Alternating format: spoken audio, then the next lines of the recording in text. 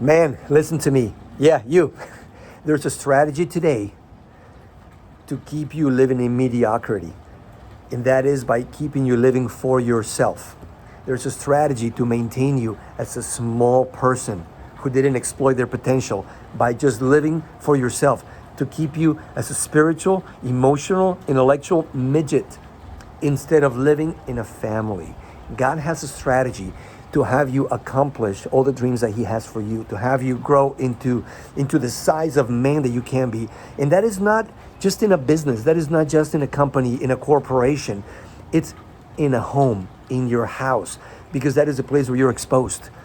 You cannot hide at home. That is the perfect lab that God created to work in your character.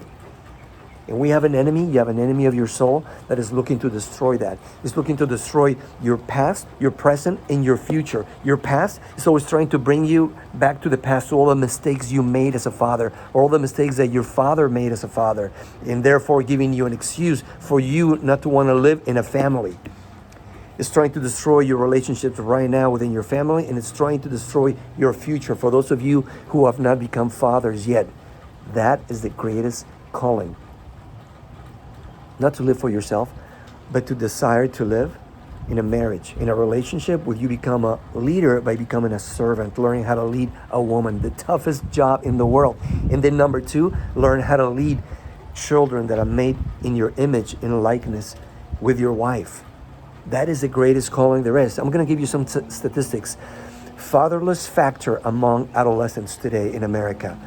23% of all teens live in a fatherless home. That's more than 19 million young people in the U.S. 63% of all adolescent suicides do not have a father at home. 90% of all runaways do not have a father at home. 71% of all high school dropouts do not have a father at home. 75% of alcohol substance abuse by teenagers, they do not have a father at home. 85% of people incarcerated do not have a father at home. And you're 4 times more likely to be poor if you do not have a father at home. 7 times more likely to be pregnant without being married if you did not have a father at home. Guys, you have a calling, and that is to lead someone, to lead a family, to desire to leave a legacy through a family.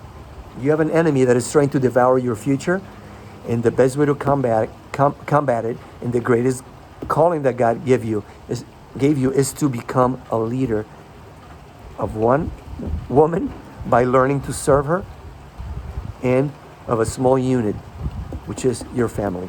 A family can survive without a nation, but a nation cannot survive without a family.